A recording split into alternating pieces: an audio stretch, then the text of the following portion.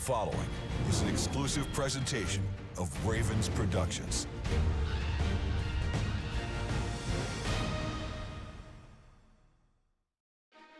Coming up on this week's edition of Ravens Report, the Ravens rise to another challenge. We go all access as the Ravens and 49ers battle it out in the rain. We sit down with tight end Hayden Hurst. Plus, we preview this week's matchup against the Buffalo Bills.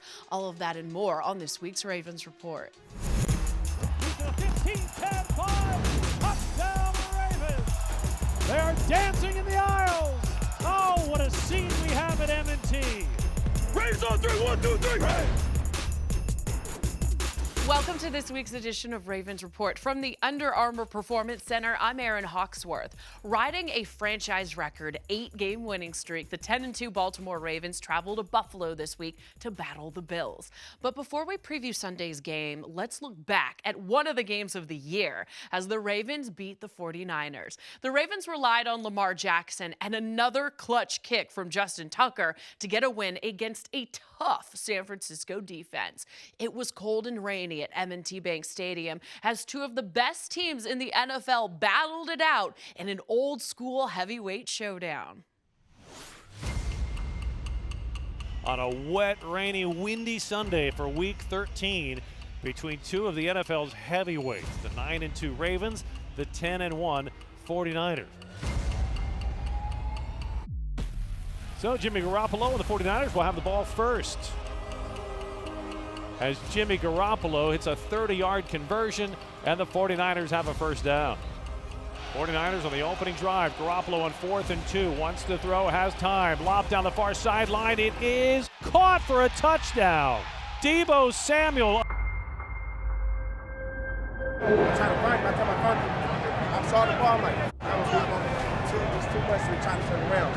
And the rain is pounding down, and this will have an impact for sure on this game today because the ball is wet, the players are wet, and there is no avoiding it today. Ravens show blitz, they rush 5. Garoppolo hit and sacked back at the 25-yard line. Ball comes loose, and the Ravens say they've recovered. It's Brandon Williams at the bottom of the pile as they force the first turnover of the game.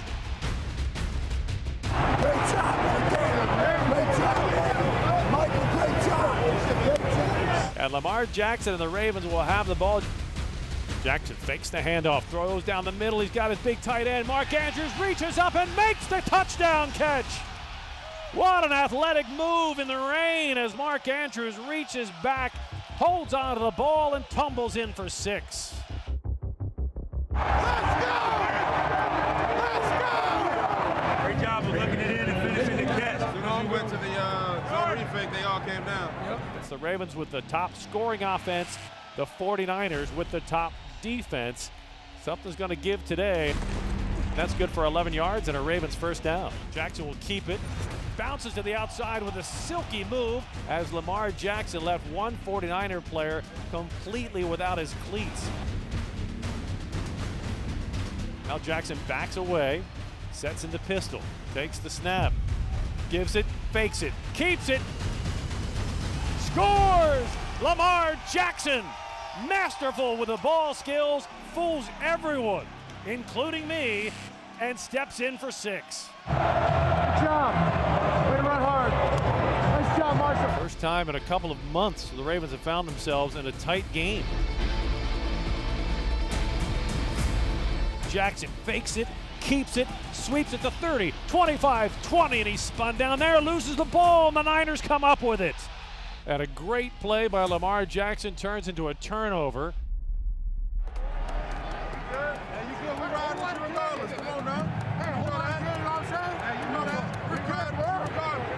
We good, LJ. We got to fight for it.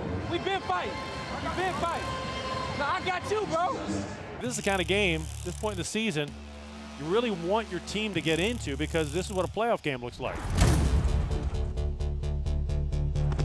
Toss to Mostert. He is wrapped up and dropped for a loss. Way to fight out there. Good job, bro. Hey, let's just go back and do it again. Let's go back and do it again. The Ravens are in an arm wrestling match right now with the 49ers tied at 17. Here it's 4th and 1. From the Ravens 35, Garoppolo to throw. Ravens rush 6, passes deflected and incomplete. The Ravens defense forces the 49ers to turn the ball over on downs. Bro, catch it! Catch it! Yo, he done. I gave you the alley-oop. That's how you fight. Hey, that's how you fight. We gotta earn it. We gotta fight for it. Ain't nothing given. Everything earned. And what a game we have at M&T Bank Stadium. Tied at 17. This is an enormous play. 4th down and inches. The ball is at the Ravens' 45-yard line. Lamar Jackson will keep it, surges forward, and picks up the first down. That's the game on the line. Second down and 8. Jackson wants to throw, has time, fires across the middle, and it is caught at the Niners' 40-yard line. That's Mark Andrews with a sliding catch in front of Jimmy Ward. The Ravens are in for high drama. Off the play fake, Jackson rolls to the right, looks back left, throws complete to Hayden Hurst at the 35-yard line. They can get the first down here, then they can manage the clock in such a way that the Niners never see the field again with their offense. 3rd down and inches. Jackson will keep it, running to the left, cuts it forward, knifes ahead. He's got the first down at the San Fran 28-yard line. The Ravens are going to let this one wind down before they bring Justin Tucker on to attempt the game-winning field goal. This will be the final play of regulation. 3 seconds left to play. Tied at 17. Justin Tucker on for a 49-yard field goal attempt from the left hash mark. Justin Tucker for the winner from 49 yards. Snap is good. Kick on the way. It is long enough. And the kick is good. The time has come off the clock. The hay's in the barn. And the Ravens take down the 49ers. And this house is on fire as the Ravens celebrate at midfield. And Thanksgiving weekend in Baltimore ends with one more thing to be thankful for.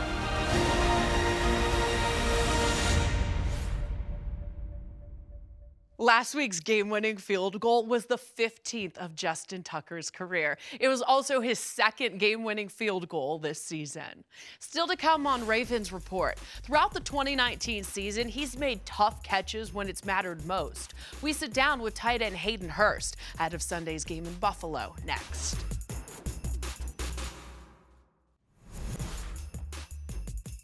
Earlier this week, Baltimore Archbishop William Lori presented Pope Francis a custom Lamar Jackson jersey in Rome. The jersey is autographed by Lamar and head coach John Harbaugh. Coach Harbaugh says he hopes to see Pope Francis wearing his new jersey soon. Welcome back to Ravens Report, presented by MedStar Health. I'm Erin Hawksworth. The Ravens rely on their tight ends more than any other team in the NFL. And lucky for Ravens fans, they have 3 very good ones. Second-year tight end Hayden Hurst has consistently made tough catches in critical situations, including one on the game-winning drive against the 49ers, which helped the Ravens get in Justin Tucker's range.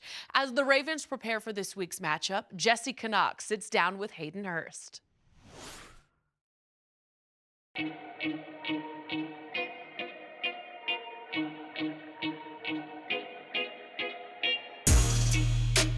Well, Hayden, thank you for being here. We are 14 weeks in through the season. You guys are sitting at 10-2.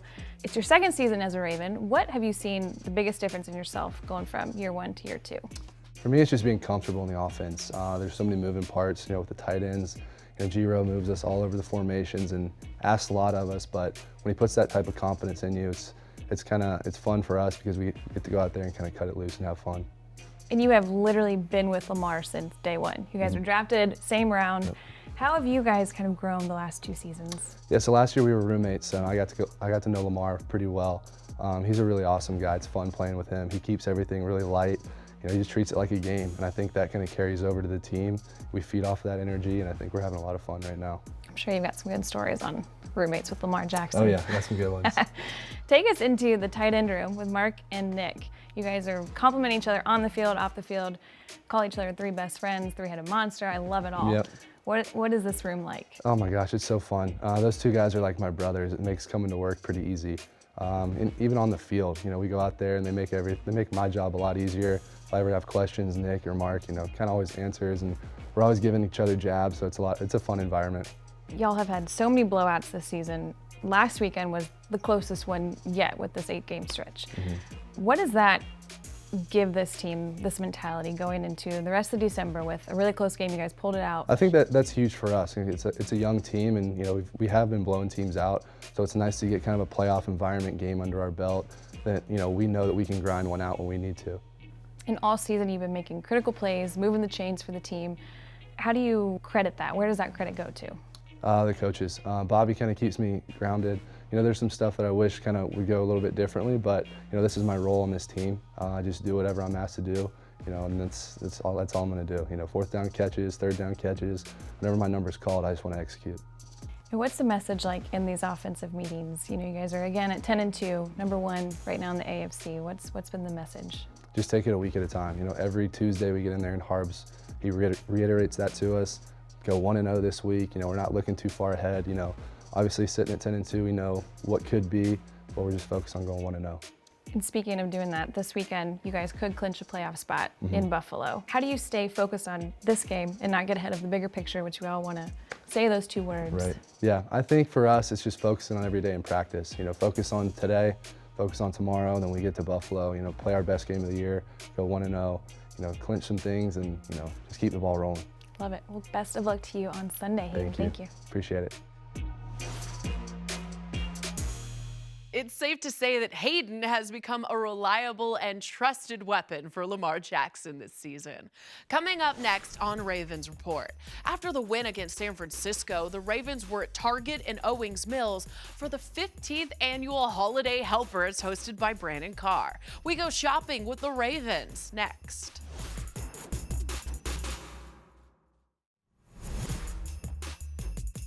Earlier this week, the Ravens were at Thomas Jefferson Elementary Middle School to announce a $200,000 donation. With the contribution, the school will be able to purchase a new HVAC unit, helping to provide a better learning environment for Baltimore City students. Welcome back to Ravens Report, presented by MedStar Health. I'm Erin Hawksworth. For the 15th straight season, the Ravens hosted their Holiday Helper shopping spree at Target. This year's host was defensive back Brandon Carr. Brandon and a few of his teammates served as personal shoppers for 60 high-achieving, underserved students from Baltimore City. What's up, what's up, what's up? How everybody doing? This is a holiday season. It's all about giving back, spreading love, the holiday cheer. We want to make your holiday season a little bit more special. This year we are going to allow you all to pair up with one of my friends. We're gonna walk around this store, and you got a few hours, and you have a gift card of $200. We have 60 students throughout the Baltimore area that have been bused over here for a pizza party. I'm surprising with $200 gift cards for each student, and also allow some of my teammates to help out and some of the cheerleaders. So it's been a great evening for us, teaching the kids how to spend some money, how to take care of themselves and their loved ones, but also just put smiles on faces. My man, appreciate it. I think you should get the drone. Yeah, I think you should get the drone. So you can get the big drone? Kind of been around the store, picking out a couple of things for the family. I want to find something for my mom. She wants to find something Wonder Woman for her mom, so we gotta make our way to the superhero section if there is one. How you doing, young lady? Ready to rock and roll? We need direction. No direction, we just gonna go, right? So we need a vision, all right? So here we go, game plan. Right now we're looking for something for her stepdad. We're gonna get him a video game. What's the top thing on your wish list? What do you want for Christmas? A watch. A watch? Perfect. What about you? Okay, a PS4. Whoa, wait a minute, there. Okay, a PS4. Excuse me, new drivers coming through. We don't have insurance. Oh, Daniel, Auntie. This for you? For sure. Let me check it out. It looks solid. Man. We got the smartest young gentleman here, Karan, with a C. He saw it was $0 to get the iPhone 11 Pro X. So get him his phone, run him his phone. And these guys, workers, employees are not trying to get him his phone. And we're not moving until we get it. I got gifts for most of my friends. I got this for me. I got a blanket for my mom. You got something for your sister? I got this for you. And I got this for my little sister. If you get caught with that ball in the house, you break a window or break the lamp or something, don't say my name, okay? Not Mr. Carr. I had nothing to do with it. I bought you the Twix, all right? Perfect, we're good. You don't want to get no shout outs. You don't got no girlfriend or gun. You got it. Oh, you got, oh, shoot! You got a girlfriend? What's her name? We're coming down to our last $100 and we're being very indecisive, trying to make sure we choose wisely. We wanted to get AirPods today, so we got some quality AirPods and a basketball, and they were really big on the robes. All right, let's show them. Let's show them what we got here. Let's show them what we got here. Let's show them what we got here. We love playing a game of football on the field. You know, we fight hard, try to win as many games as we can, but it's about these moments outside the lines, you know, when the clock is off, and showing these kids that we're tangible, we're human beings, we're real, we have stories and emotions as well. So it's just a great time for us to give back. Thanks to the Baltimore community, thanks to the Baltimore Ravens. You know, God is good, and it's amazing to be a blessing to others. Happy holidays! Go Ravens! What a great event. And despite being focused on making a postseason run, the Ravens will continue to be around Baltimore, making a difference this holiday season. Coming up next on Ravens Report, we sit down with head coach John Harbaugh and preview this week's AFC matchup against the Bills. Next. Yes, it's that time of year. No, not that time of year. This time of year.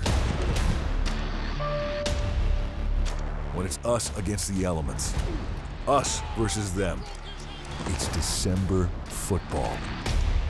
And what we do in these next 4 games will set the course for what's to come. We've run the gauntlet, set records, and won 8 straight. Touchdown, Ravens! But we're 10-2. We ain't done nothing yet, right? It's December, and we're ready. We are built for this. And as they say, it's the most wonderful time of the year.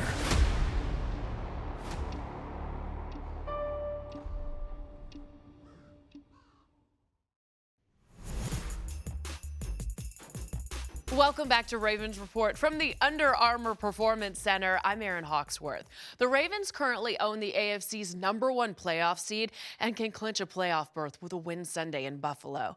But head coach John Harbaugh is determined to keep his team focused on just winning this Sunday's game against the Bills. Now, a big challenge on the road in a playoff atmosphere. Here to preview this week's game is Garrett Downing with head coach John Harbaugh. Coach, thanks so much for the time. You know, it's been a really fun season, but I think things are getting even better. I don't think you can lose again because you have the Pope on your side. We got friends in high places. You do. Right? It's pretty cool. You know, I love the Archdiocese and the bishop, and it's pretty neat what they did. For them to want to do that, and for the Pope, seemed like he was excited. Yeah. Looked like he was fired up about it. Yeah, I'm waiting for the big trust tweet to come from him. It's only a matter of time. And honestly, I want to start with Sunday's game. It just felt like December football. The weather, it felt like a heavyweight fight back and forth. What did you take away from your team in terms of winning a close game like that where it comes absolutely down to the wire? Well, yeah, you know, we've been in a lot of close games over the years. Maybe not over the last few weeks, but definitely over the last months and years. I think our guys are hardened and tested, and that's how the NFL works. We expected to be in that game. You know, the defense got 2 stops at the end there, 2 big stops to give us a chance. Then the offense took the ball down the field. I mean, throws were made, catches were made, runs were made, all those things to just get in position for the kick. You know, then for talking the guys to make the kick is huge. Was it good to see some players that fly under the radar? I'm thinking like Chuck Clark, Chris Wormley, Hayden Hurst, guys that don't get a lot of the fanfare, but they came up with some huge plays over the course of that game. They did, and we have so many good players. You know, it's a team sport. Inside the team, we're not surprised at all. I mean, those 3 guys are all excellent players that we would expect that from. There are other guys that'll step up in the next few weeks, including guys we already have. So, you know, we're here. We've got our guys. We love our guys, and we expect our guys to make the plays whenever the opportunity comes. After the game, Lamar Jackson steps to the podium, and he's wearing a shirt that I think he wears for all of his press conferences. I believe that you may have given it to him and the guys. It says, "Nobody cares, work harder." And he said that that's the mentality of this team. How have you seen that to be the case? You know, it's something that we talked about right at the beginning of the season. You know, it doesn't matter what people say. It doesn't matter what they think. They really don't care about your problems or your troubles. Oh, the people that love you do. They just want to see how you're going to respond. And our guys have responded well. But, you know, we've got a quarter of the season yet to go, Garrett. You know, I mean, we've got a lot of football left to play just in the regular season. And we're planning on, you know, playoffs after that. So we've got a lot of work to do, one day at a time. It's like his T-shirt says, nobody cares. You know, work harder, and let's see where it gets us. Well, to that point, there's no let up this week. You go to Buffalo, they're 9-3. They're right there in the mix for, you know, all those things that you're talking about. What kind of challenges does that team present? Well, they're fast on defense. They've got a heck of a defense, third-ranked defense, you know, in the league.